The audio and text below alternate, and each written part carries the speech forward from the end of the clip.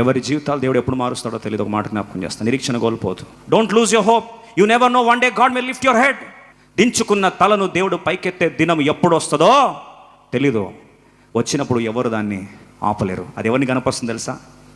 నమ్మకమైన వారిని దేవుడు తల పైకి ఎత్తుతాడట. ప్రియ సోదరి సోదరు, నమ్మకత్వం కోల్పోతున్నావా?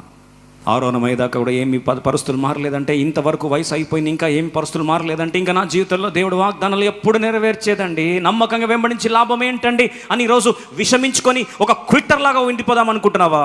ప్రభు జ్ఞాపకం చేస్తున్నాడు, నమ్మకమైన వారు ఎప్పుడు కూడా విడిచిపెట్టి వెళ్ళలేరు. నమ్మకమైన వారు లిస్టులోకి వచ్చేదాకా దేవుని మహిమ నింపబడకుండా ఆగిపోతుంది. Let me repoint your powerful line, God's glory is incomplete without the inclusion of the faithful. ఈ మాట చెప్పిన నమ్మరేమో కొంతమంది. నేనా అండి, నేను లేకుండా దేవుని మహిమ ఆగిపోతుందా అని మాట చెప్తాను.